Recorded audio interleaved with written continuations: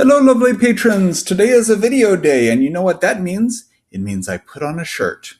Okay, so it is Tuesday, the 20th of September, and this weekend was Independence Day in Mexico, September 16th. And we put out the second edition of Soy Solo Palabras But Wish to Be a City by Leon de la Rosa and illustrated by Guirraga 7. As we've talked about before, Soy Solo Palabras But Wish to Be a City is a graphic long poem, meaning that it is a long poem in graphic novel format. Written by Leon, illustrated by Guirraga, and features the relationship between a vigilante and a academic in Juarez during the collapse of government there in Juarez in 2009. It is now available at Unlikely Books and Amazon, but it is also entirely free on YouTube. Yesterday, last evening, Leon stepped into his office and read the entirety of the book, scrolled past it, and you can watch the whole thing. He broadcasted it live on our YouTube channel, and the whole thing is now there on YouTube. You can watch it at any time. Our YouTube channel lasts about an hour, and it's just a wonderful presentation. He's never actually read the whole thing back to back for an audience before, it was apparently great fun for him. He was really excited, and please do check it out. It's on our YouTube channel, which hopefully you can find, because this video, although it is only available to patrons, is actually on our YouTube channel. Pretty exciting stuff. Also new on our YouTube channel, Rosalind Spencer, the guest editor of our Black Art Matters issue, is working on Ladyfest here in New Orleans, and she is working with Laura Mattingly and Jenna May to do the literary events for Ladyfest.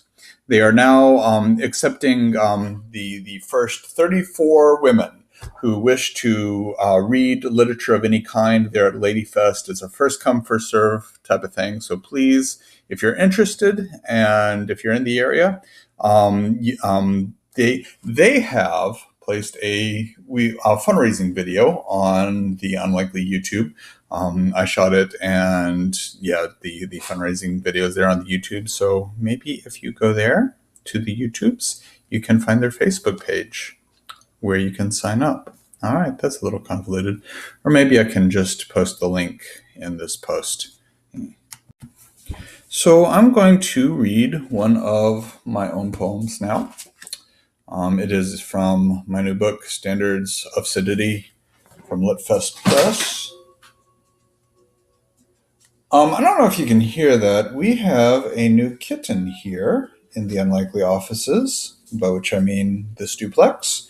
And the new kitten has just turned in Sarah McLachlan, which is probably illegal or some shit, so let me turn that off. Oh, look, it's kitten.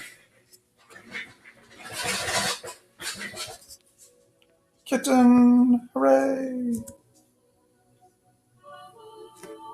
I can't really figure out how to pause this. Okay. All right, I have paused and restarted the video. Remember, folks, it is 2016, and it is a crime to listen to Sarah McLachlan. This poem is called The Nunnery.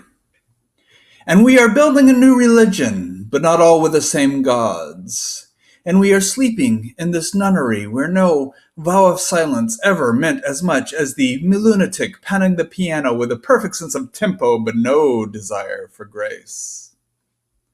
The ringmaster is warning us of the dangers of gossip while sucking off the cultist who's got no place to stay. The opera singer's warning me not to wear my glasses because the doctors are conspiring to eliminate my race.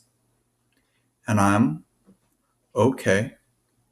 And it's a cold Lake Erie winter, but I have a mattress and a cell that's really quite warm, and I've got a couple 40s stored right outside this window where the architecture rises like 10 shorn drunks on minarets, tumbling towards Bethlehem against a bullet-ridden sigh, while your dreams stay in the basement where they kept the pregnant sisters, waiting for the capricious millennium to be born.